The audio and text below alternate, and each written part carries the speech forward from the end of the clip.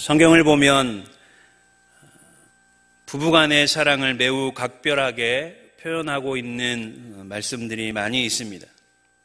특별히 에베소서 5장 말씀을 보면 사도 바울이 에베소 교인들에게 권면하면서 특별히 그리스도인 가정에 권면하고 있는 말씀이 있는데, 아내에게도 권면을 하고 남편들에게도 권면을 하고 자녀들에게도 권면을 하고 있습니다.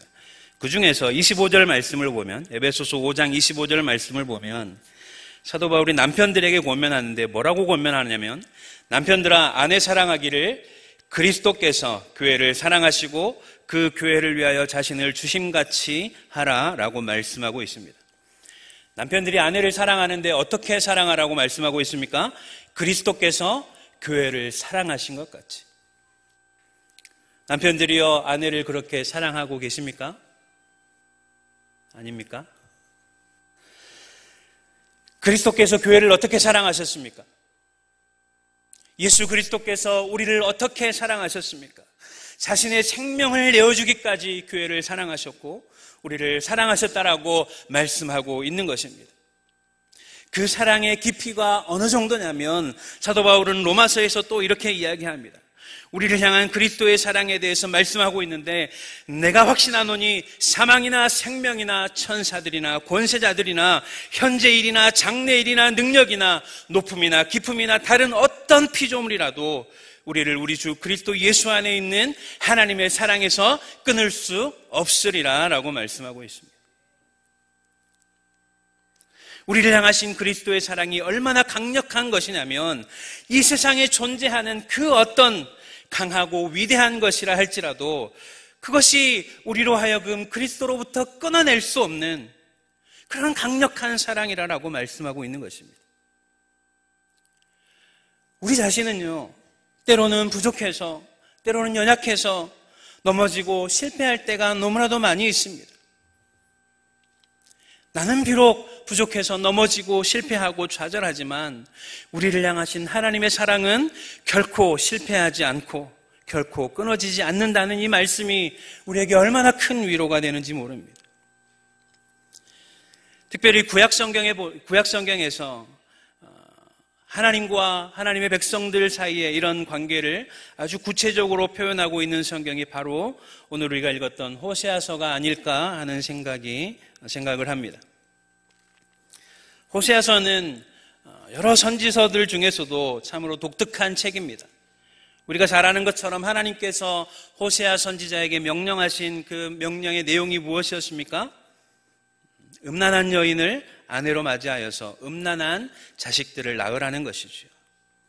그리고 그 여인을 사랑해 줄 뿐만 아니라 그 여인이 아무리 바람을 피우고 못난 짓을 한다 할지라도 그 여인을 끝까지 사랑해야 한다는 것이 하나님의 명령이었습니다.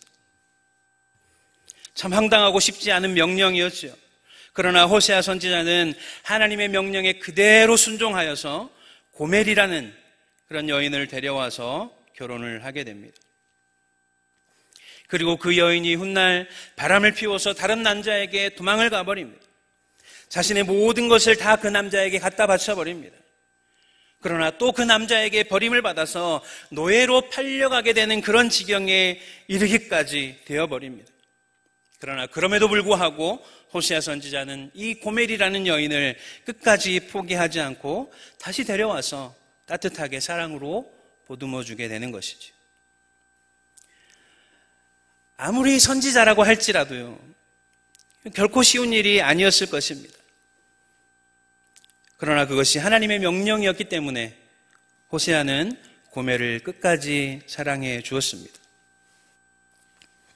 그리고 이런 아픔의 시간들을 통해서 호세아 선지자는 이스라엘 백성들을 향한 하나님의 사랑이 어떠한 것인지 그저 말이 아니라 온몸으로 절절하게 깨닫게 되었을 것입니다.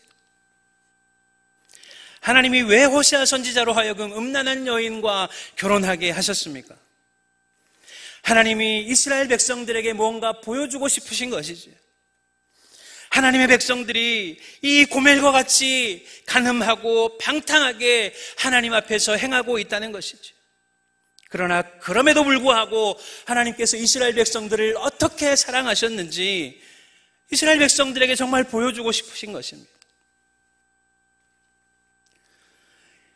호세아서 1절 말씀을 보면 호세아서가 쓰여진 배경에 대해서 간략하게 기록을 하고 있습니다. 1절 말씀을 보면 우시야와 요담과 아하스와 히스기야가 이어 유다 왕이 된 시대, 곧 요아스의 아들 여로보암이 이스라엘 왕이 된 시대라는 말로 시작을 하고 있죠. 남유다의 왕들과 북이스라엘의 왕의 이름을 열거하고 있는데 이것을 통해서 뭘 말씀하고자 하시는 걸까요? 당시 호세아서를 받아들고 읽었을 그 시대의 독자들은 1절 말씀을 통해서 당시의 시대 상황을 파악하고 짐작해 볼 수 있었을 것입니다. 예를 들어서 우리나라의 어떤 글이 이렇게 시작을 한다고 치면, 만약 김대중과 노무현이 남한의 대통령이었던 시대, 곧 김정일이 북한의 국방위원장이 된 시대라고 어떤 글이 시작한다고 치면 우리는 이 글을 통해서 무엇을 짐작해 볼 수가 있겠습니까? 그 시대에는 햇볕 정책이 펼쳐져서 남한과 북한의 관계가 아주 좋았고, 그래서 금광산 관광도 시작되었고, 개성공단이 가동되었고, 그 시대의 민생은 어떠했고, 그 시대의 경제 상황은 어떠했고, 그 시대의 국제 정세는 어땠고, 이런 상황들을 우리가 떠올려 볼 수 있게 될 것입니다. 그런 것처럼 1절 말씀은 그 당시에 나라를 다스리던 왕의 이름들을 쭉 열거함으로써 호세아 선지자가 활동하던 그 시기에 남유다와 북이스라엘의 정치적인 상황들을 독자들로 하여금 떠올려 볼 수 있게끔, 짐작해 볼 수 있게끔 유도하고 있는 것이죠. 호세아 선지자는 북이스라엘에서 활동하던 선지자였습니다. 북이스라엘의 말기에 여로보암 2세가 통치하던 그 시대부터 북이스라엘이 멸망하던 그 시기까지 한 40에서 45년 정도를 길게 활동했던 선지자였습니다. 그리고 호세아가 사역했던 그 기간 중에, 북이스라엘에서 활동하던 그 기간 중에 남유다에서는 우시야, 요담, 아하스, 히스기야가 왕위를 쭉 이어가고 있었던 것이죠. 사실 호세아 선지자가 활동하던 시기에 북이스라엘에는 여로보암만 있었던 것이 아니라 그 뒤에 6명의 왕이 더 있었습니다. 그러나 오늘 본문에서 북이스라엘의 왕을 여로보암만 말씀하고 있는 것은 아마도 이 여로보암이라는 왕이 그 당시에 북이스라엘의 상황을 아주 상징적으로 보여주는 인물이었기 때문에 그런 것이 아닐까 하는 생각이 됩니다. 그렇다고 한다면 북이스라엘의 여로보암은 도대체 어떤 왕이었을까요?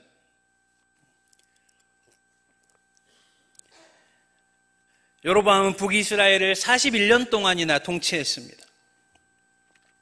뿐만 아니라 정치적으로, 군사적으로 아주 뛰어났던 왕이었습니다. 그래서 오랜 기간 이스라엘을 통치하면서 북이스라엘의 영토를 확장하고 또 경제적인 부흥을 이끌었던 아주 유능한 왕이었습니다. 남유다와 북이스라엘이 갈라지고 북이스라엘이 건국되기 시작한 이래 가장 강력하고 부유한 그 북이스라엘을 만들었던 왕이라고 할 수 있을 만큼 대단한 왕이었습니다. 그런데 조금 더 그 시대 상황을 자세히 들여다보면 그 시대가 모두가 다 살기 좋은 그런 태평성대라고만은 할 수 없는 상황이었습니다. 부유한 사람들, 그리고 힘을 가진 사람들은 더 많은 것들을 풍성하게 누리는 시대였지만 서민들의 삶은 그렇게 녹록하지 않았습니다.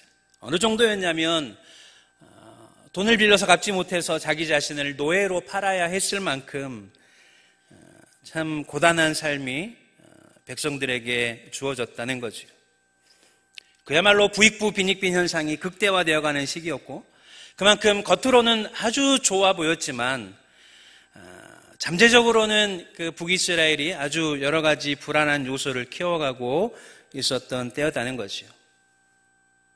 하지만 어쨌든 그 여로보암 왕이 경제적인 부흥을 이끌었고, 경제적인 부흥은 또다시 문화적인 부흥으로 이어지게 됩니다. 그리고 그 문화적인 부흥은 또다시 종교적인 부흥으로 이어지게 되는 것이죠. 사람들이 돈이 많으니까 어떻게 됩니까? 조금 더 많은 시간을 문화생활에 투자하게 되고, 그러다 보니까 종교생활에도 많은 시간과 물질을 투자하게 되는 것이지요. 그런데 안타깝게도 이 여로보암 시대의 종교의 부흥은 하나님을 경외하고 하나님의 말씀을 중심으로 한 그런 부흥이 아니라 여러 이방신들과 여호와의 그 종교가 섞여서 혼합된 혼합 종교가 되어버렸다는 것입니다. 그렇기 때문에 겉으로는 종교가 굉장히 부흥하고 있는 것처럼 보이지만 이스라엘 백성들 앞에, 하나님 앞에 이스라엘 백성들의 죄가 계속해서 쌓여져 가고 있는 그런 시기였다는 거지요. 역사학자들이 이 여로보암 시대에 만들어졌을 것으로 추정되는 한 동상을 발견했는데, 그 동상에는 이런 글이 기록되어 있었습니다. 사마리아의 여호와와 그의 아내 아세라가 너를 축복하기를 원한다. 하나님이 너를 축복하기를 원한다가 아니라 하나님과, 여호와 하나님과 그의 아내 아세라가 너를 축복하기를 원한다는 거죠. 무슨 말입니까? 아세라라는 우상을 아무런 거리낌도 없이 여호와 하나님과 부부관계로 묘사하는, 그 정도로 종교적인 타락이 극에 달했던 시대가 바로 여로보암의 시대였다는 거죠. 이런 시대에 하나님께서 호세아 선지자에게 명령을 내리십니다. 2절 말씀을 보면 뭐라고 시작하고 있습니까? 여호와께서 처음 호세아에게 말씀하실 때, 이제 호세아의 사역이 막 시작되고 있는 거죠. 이런 시대에 막 사역을 시작한 호세아에게 하나님의 말씀이 임했습니다. 목회 초년생이었던 선지자에게 하나님의 말씀이 임했을 때 호세아 선지자는 얼마나 기대에 차 있었을까요? 그런데 호세아 선지자에게 주어진 하나님의 말씀은 어떤 것이었습니까? 너무나도 충격적이었죠. 가서 음란한 여인을 아내로 삼아서, 여기서 음란한 여인이라는 것은 흔한 말로 창녀를 이야기하는 거죠. 그런 여인을 아내로 삼아서 음란한 자식을 낳으라는 거죠. 경건한 삶을 살아야 하고, 그리고 모든 사람에게 신앙의 본이 되어야만 하는 그런 선지자가 음란한 여인을 아내로 맞아야 한다는 것입니다. 호세아 선지자는 엄청난 충격을 받았을 것입니다. 그러나 그럼에도 불구하고 호세아는 하나님의 명령에 순종하여서 고멜이라는 여인을 데려와서 아내로 맞이하게 됩니다. 호세아가 어떻게 그렇게 할 수 있었을까요? 호세아는 하나님께서 왜 그렇게 명령하셔야만 했는지 그 하나님의 마음을 깨달았기 때문에 호세아는 하나님의 명령에 전적으로 순종할 수 있지 않았을까 하는 생각이 듭니다. 하나님께서 왜 호세아에게 그런 명령을 내리셔야만 했습니까? 2절 하반절 말씀에 기록을 하고 있는데, 너는 가서 음란한 여자를 맞이하여 음란한 자식을 낳으라. 이 나라가 여호와를 떠나 크게 음란함이니라. 하나님께서 호세아 선지자에게 그런 명령을 내리실 수밖에 없었던 이유는 그 시대를 살아가던 이스라엘 백성들의 영적인 모습을 그대로 시청각 교육으로 보여주고자 하셨다는 것입니다. 이스라엘 백성들이요, 하나님이 아무리 말로 해도 듣지 않으니까 거룩하게 행해야 되고 이스라엘 백성들의 모범이 되어야 하는 선지자로 하여금 음란한 여인과 결혼하게 하였어요. 그래서 백성들이 호세아 선지자를 보고 뭐라고 했을까요? 거룩해야 되고 모범을 보여야 될 선지자가 어떻게 저런 음란한 여인과 결혼할 수 있단 말인가? 사람들이 손가락질하기 시작했을 것입니다. 그때 하나님께서 말씀하십니다. 그것이 바로 너희의 모습이다 라고 말씀하시는 것이지. 그런데 선지자가 그 음란한 여인을 데려와서 결혼한 것도 놀라운 일인데, 이 여인이 나중에 또 바람을 피워서 도망을 가버립니다. 힘겹게 한 여인을 데려와서 그 여인을 아내로 삼아서 자기의 정성을 다해서 사랑해 주었는데 그 아내가 바람을 피워버린다면 그 남편의 마음은 어떤 마음일까요?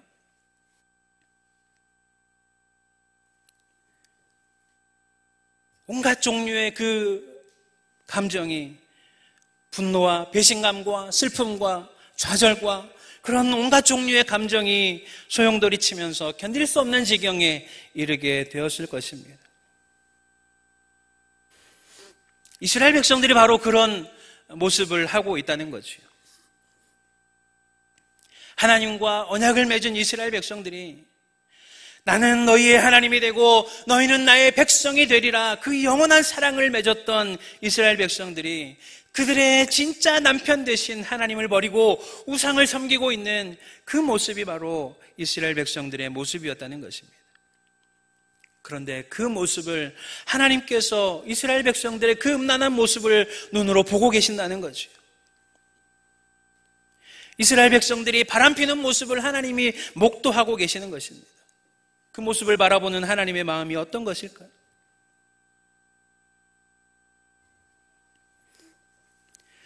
그리고 말씀은 이어서 호세아와 고멜 사이에서 태어난 세 자녀를 통해서 하나님의 심판의 메시지가 계속 선포되고 있습니다.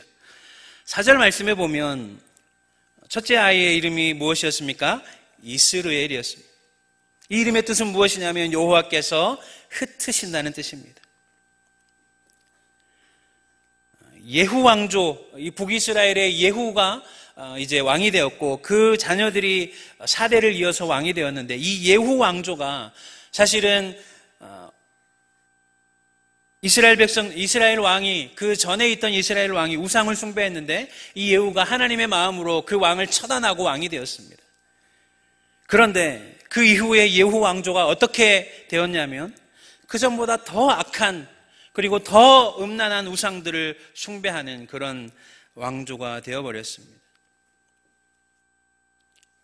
이스라엘 백성들을 심각한 영적인 타락의 길로 이끌었기 때문에 하나님께서 이스라엘 백성들을 흩어버리시겠다라고 말씀하고 있는 것이죠. 그리고 6절 말씀에 보면 둘째 아이의 이름은 무엇이었습니까? 로루하마였습니다. 여기서 로는 아니다라는 뜻입니다. 그리고 루하마는 사랑을 받는 자, 불쌍히 여김을 받는 자, 긍휼히 여김을 받는 자라는 뜻입니다. 그래서 이 둘을 합치면 무슨 뜻이 됩니까? 사랑받지 못한 자, 불쌍히 여김을 받지 못한 자, 긍휼히 여김을 받지 못한 자라는 뜻이 됩니다. 하나님은 이 로루아마라는 이름을 통해서 뭐라고 말씀하고 계시는 것입니까? 내가 다시는 이스라엘을 불쌍히 여기지 않겠다. 내가 다시는 그들을 사랑하지 않겠다. 내가 다시는 그들을 긍휼히 여기지 않겠다라고 말씀하고 계시는 것이죠. 이스라엘 백성들에게 이 말씀은 가히 충격적이었을 것입니다. 왜냐하면 이스라엘 백성들에게는 선민의식이 있었기 때문입니다. 우리는 하나님께 선택받은 백성이고 이방인들과 다르게 하나님의 사랑을 받을 만한 자격이 있는 백성이라는 그런 자부심이 이스라엘 백성들에게 있었다는 거죠. 그러나 하나님은 이스라엘 백성들을 향하여서 그렇지 않다라고 단호하게 말씀하고 계시는 것입니다. 왜 그렇습니까? 그들이 아무리 하나님과 하나님의 선택을 받은 백성이라 할지라도 그들이 하나님을 버리고 바알에게 갔기 때문에 너희는 이제 이스라엘이 아니라 로루하마다, 나는 이제 더 이상 너희를 사랑하지 않는다라고 말씀하고 계시는 것입니다. 이 표현에서 하나님의 마음이 느껴지십니까? 이 로루하마라고 하는 이 표현에서 하나님의 어떠한 마음이 느껴지십니까? 이 표현은요, 정말로 내가 너희를 버리겠다, 내가 너희를 냉정하게 버려버리겠다라는 그런 표현이라기보다는 하나님께서 이스라엘을 너무나도 사랑하셨는데 그렇기 때문에 이스라엘 백성들의 그 우상 숭배에 대해서 하나님이 얼마나 깊은 상처를 받으셨는가를 표현하는 그런 표현이 아닐까 하는 생각이 듭니다. 사랑하는 자신의 백성들로부터 배신당한 하나님의 찢어지는 그 아픔이 표현되어 있는 이름이라는 것이죠. 그리고 이어서 호세아 선지자는 세 번째 자녀를 낳게 되는데, 세 번째 자녀의 이름은 무엇이었습니까? 로암미라는 이름이었습니다. 암미는 백성이라는 뜻입니다. 자녀라는 뜻입니다. 거기에 로가 합쳐졌기 때문에 무슨 뜻입니까? 내 자녀가 아니다, 내 자식이 아니다, 내 백성이 아니다라는 뜻이죠. 이제 내가 너희를 사랑하지 않을 뿐만 아니라 너희는 내 자식이 아니다, 너희는 내 자녀가 아니다라고 말씀하고 계시는 것입니다. 자식을 키워보니까요, 부모된 입장으로서 자식에게 이렇게 말하는 것이 무슨 마음인지 조금 알 것 같습니다. 자녀를 키워본 부모라면 부모로서 이제 너는 내 자식이 아니야 라고 말하는 그 부모의 마음이 어떠한 마음입니까? 이 말은 정말로 부모가 자녀와의 인연을 끊어버리겠다라는 그런 표현이 아니라 그만큼 부모로서 너무나도 가슴이 아프고 너무나도 실망이 크기 때문에 그만큼 아픈 마음을 표현하는 표현인 것이죠. 로루하마와 로암미라는 이 두 이름은 이스라엘과 하나님과의 그 언약적인 관계가, 그 사랑의 관계가 공식적으로 완전히 깨어져 버렸다는 것을 선포하고 있습니다. 레위기 26장 12절 말씀에 보면 하나님께서 이스라엘 백성들과 언약을 맺으시면서 뭐라고 이야기하시냐면 나는 너희의 하나님이 되고 너희는 나의 백성이 될 것이다 라고 말씀하십니다. 하나님은 이 표현을 너무나도 좋아하셨고 이 표현을 즐겨 하셨습니다. 너희는 내 백성이다. 그러나 이제 하나님께서 그 모든 언약 관계를 다 깨뜨려 버리고자 하시는 것입니다. 하나님께서 호세아 선지자의 그 깨어져 버린 아픈 가정사를 통해서 뭘 말씀하고 계시는 것입니까? 이스라엘아, 너희야말로 하나님께 사랑받지 못하는 로루하마가 되었다는 것을 기억하라는 것입니다. 너희야말로 하나님께 버림받은 로함미라는 것을 기억하라는 것입니다. 내가 너희를 이스라엘이라는 그 이름처럼 이제 완전히 흩어버리실 것이라고 이스라엘 백성들에게 경고하고 있는 것이죠. 왜 하나님께서 그렇게 경고하십니까? 다른 이유는 없습니다. 이스라엘 백성들이 종교적인 열심이 없었던 것도 아니고 이스라엘 백성들이 하나님을 완전히 버린 것도 아니었습니다. 그러나 단지 이스라엘 백성들이 하나님 앞에서 우상 숭배하는 음란한 모습을 보였기 때문입니다. 하나님을 남편으로 두고 있으면서도 온갖 우상들을 섬기는 그런 음란한 아내의 모습이 바로 이스라엘의 모습과 다르지 않았다는 거죠. 오늘 우리의 모습은 어떻습니까? 우리가 하나님을 섬긴다고 하면서 우리의 마음은, 우리의 눈은 저 세상을 향하고 있지는 않습니까? 하나님을 만났던, 예수 그리스도를 경험했던 그 구원의 첫사랑을 잊어버리고 세상이 주는 거짓 사랑, 거짓 즐거움을 쫓아가고 있지는 않습니까? 하나님과의 관계 가운데서 더 이상 기쁨과 감격을 찾지 못하고 세상을 향해서 달려가면서 돈에서 만족을 찾고 권력에서 만족을 찾고 세상 기쁨에 취해서 살아가고 있지는 않는가 하는 말입니다. 우리가 교회를 안 다니는 것도 아니고 나름대로 교회 생활도 열심히 하고 있고 봉사도 열심히 하고 있고 하나님을 잘 섬기고 있는데 우리가 세상을 향해서 마음을 조금 준다고 한들 그것이 무슨 잘못이라는 말입니까? 그러나 성경은 우리에게 분명히 교훈합니다. 너희가 하나님과 재물을 겸하여 섬기지 못하느니라.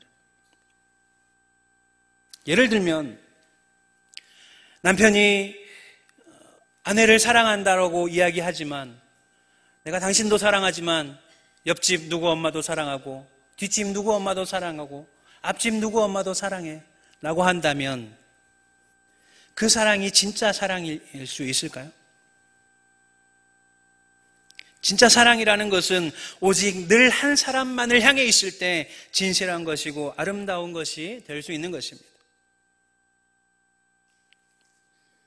그러나 이스라엘 백성들이 지금 그렇지 않다는 거죠. 우리가 하나님을 사랑하지만 우리에게 다른 것을 줄 수 있는 그 바알도 사랑하고 아세라도 사랑하고 그것은 진짜 사랑이 아니라라고 말씀하고 있는 것입니다. 그런 이스라엘 백성을 바라보시는 하나님의 마음은 어떤 것이었을까요? 호세아서 11장 8절 말씀은 이렇게 이야기합니다. 에브라임이여 내가 어찌 너를 놓겠느냐? 이스라엘이여 내가 어찌 너를 버리겠느냐? 내가 어찌 너를 아드마같이 놓겠느냐? 어찌 너를 스보임같이 두겠느냐? 내 마음이 내 속에서 돌이켜 나의 긍휼이 온전히 불붙듯 하도다. 너무나도 가슴이 아파서 그 가슴이 불붙는 것 같은, 가슴이 찢어지는 것 같은 그런 아픔. 우리는 호세아서의 말씀을 통해서 하나님의 두려운 심판의 메시지, 그 이면에 숨어있는 그 하나님의 애끓는 그 마음을 읽어야만 하는 것입니다. 하나님의 눈물을 읽어내야 하는 것이지. 하나님께서 이스라엘 백성들을 심판하시겠다라고 말씀하신 그 심판의 메시지는 사실은 하나님의 절절한 사랑의 고백인 것입니다. 질투하시는 그 하나님께서 우리를 결코 세상에 빼앗길 수 없어서, 이스라엘 백성들을 결코 바알에게 빼앗길 수 없어서 우리에게 돌아오라고 끊임없이 말씀하고 있는 것이죠. 오늘 본문을 보면 그런 하나님의 마음이 담겨 있는 단어가 있는데 7절과 10절 말씀에 나타난 그러나라는 단어입니다. 6절 말씀에서 내가 다시는 이스라엘 족속을 긍휼히 여겨서 용서하지 않을 것임이냐라고 말씀하셨는데 7절 말씀에서 바로 뭐라고 나옵니까? 그러나 내가 유다 족속을 긍휼히 여길 것이다. 긍휼히 여기지 않겠다라고 말했는데 바로 하나님이 뭐라고 말씀하십니까? 그러나 내가 너를 긍휼히 여기고 내가 너를 끝까지 사랑할 것이라고 말씀하십니다. 9절 말씀도 마찬가지입니다. 그러나 10절 말씀이죠. 그러나 이스라엘 자손의 수가 바닷가의 모래같이 되어서 헤아릴 수도 없고 셀 수도 없을 것이며 전에 그들에게 이르기를 너희는 내 백성이 아니라 한 그곳에서 그들에게 이르기를 너희는 살아계신 하나님의 아들들이라 할 것이라. 너는 내 자식이 아니다 라고 말씀했지만 그러나 너는 여전히 내 자식이다 라고 말씀하고 있는 것이에요. 내가 너희를 흩어버릴 것이다 라고 말씀했지만 그러나 내가 너희를 바닷가의 모래처럼 셀 수 없을 만큼 풍성하게 다시 회복시킬 거야 라고 말씀하고 있는 것이지. 그러면서 11절 말씀을 보면 하나님께서 이스라엘 백성들을 심판하신 후에 그들을 완전히 버리시는 것이 아니라 다시 회복하실 것을 말씀하고 있습니다. 11절 말씀에 보면 이에 유다 자손과 이스라엘 자손이 함께 모여 한 우두머리를 세우고 그 땅에서부터 올라오리니 이스라엘의 날이 클 것이미로다 라고 말씀하고 있습니다. 이스라엘이라는 나라는 원래 통일왕국이었죠. 사울과 다윗과 솔로몬 때까지는 한 나라였습니다. 그리고 왕도 하나였죠. 그러나 솔로몬이 죽은 이후에 남과 북으로 분열되어서 두 왕을 세워서 각자의 왕국으로 이어져 왔습니다. 그러나 하나님께서 이제 다시 뭐라고 말씀하십니까? 이스라엘을 회복시키며 한 우두머리를 세울 것이라고 말씀하고 계시는 것이죠. 이 말씀은 여러 가지로 해석할 수 있겠지만 궁극적으로 누구를 가리키고 있습니까? 우리 주 예수 그리스도를 가리키는 말씀입니다. 예수 그리스도께서 왕 되시는 그 하나님의 나라를 하나님께서 회복시키실 것이라고 말씀하고 있는 것이죠.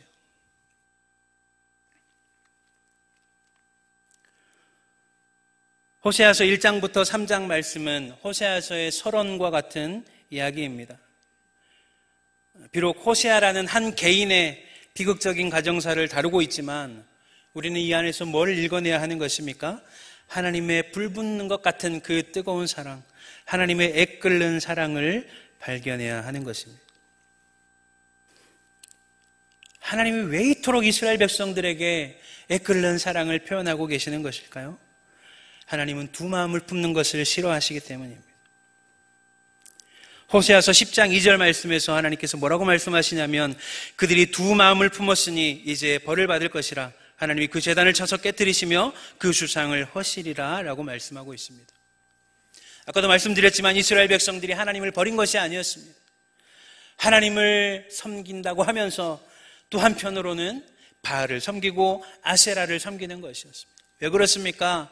바알이 더 풍성한 것을 약속했기 때문입니다. 아세라가 더 많은 것을 줄 것처럼 여겨졌기 때문입니다.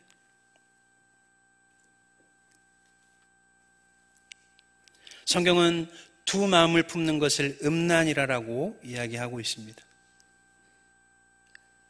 내 남편도 사랑하고 다른 남자도 사랑하겠다는 것, 이 여자도 사랑하고 저 여자도 사랑하겠다는 것, 그것은 사랑이 풍성한 것이 아니라 내 안에 진짜 사랑이 없다라는 증거일 뿐이죠. 그리고 결국은 둘 다로부터 버림받게 될 것입니다. 하나님도 사랑하고 세상도 사랑하겠다는 것, 하나님도 섬기고 돈도 섬기고 하나님도 섬기고 권력도 섬기겠다는 것, 그것은 결국 내 안에 하나님을 향한 사랑이 없다는 증거일 뿐입니다. 그렇기 때문에 하나님은 두 마음을 품는 것을 가증하게 여기시는 것입니다. 그러나 지금 우리의 모습은 어떻습니까?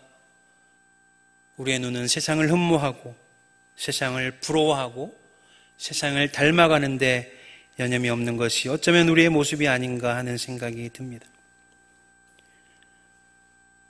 오늘날 이 시대의 교회가 추구하는 것이 무엇인지 보면 알 수 있습니다. 오늘날 이 시대의 교회들이 끊임없이 추구하는 것이 무엇입니까? 세상의 즐거움들을 교회로 가지고 들어와서 그것들로 자신의 마음을 채우려고 하는 것이죠. 그러나 하나님께서 교회를 왜 부르셨습니까? 하나님께서 교회를 왜 세우셨습니까? 하나님께서 하나님의 백성들을 부르신 이유는 이 세상과 구별되어서 이 땅 가운데서 하나님의 백성다운 모습으로 살아감으로 말미암아서 그것을 통하여서 하나님께 영광 올려 드리도록 하기 위함입니다. 그러나 많은 교회들이 소위 부흥이라는 그 미명 아래 교회 수가 성장하기만 할 수 있다면 무엇이든 다 가지고 들어와서 세상을 쫓아가고 세상을 부러워하고 세상을 닮아가려는 모습이 오늘날 교회에 얼마나 많은지 모르겠습니다. 그러나 그것이 결코 하나님이 기뻐하시는 모습이 아니라는 사실을 오늘 우리가 깨달아야 할 것입니다. 하나님은 우리의 눈이 두 군데로 향하는 것을 원하지 않으십니다. 오직 우리의 두 눈이 하나님께로만 고정되어 있기를 원하시는 것입니다. 세상을 바라보지 않고 온전히 하나님만 사랑하고 온전히 하나님의 사랑을 독차지하는 자, 하나님의 거룩하고 순결한 신부로 이 땅 가운데서 하나님의 영광을 드러내며 살아가는 그 거룩한 신부를 하나님께서 오늘 찾고 계시는 것입니다. 그럼 오늘 이 자리에 모인 모든 사랑하는 주의 백성들이여, 오늘 다시 한번 우리의 심령을 하나님의 말씀 앞에 점검하고 내가 행여라도 우리의 마음이 갈라져 있고 두 마음을 품고 있지 않은지 다시 한번 돌아봄으로 말미암아서 하나님께서 이 말세의 시대에 하나님의 거룩한 신부로 서 있을 뿐만 아니라 하나님께서 기뻐하시고 하나님의 영광을 위해 사용하시는 그런 귀한 백성들, 주의 백성들 다 될 수 있기를 주의 이름으로 축복합니다.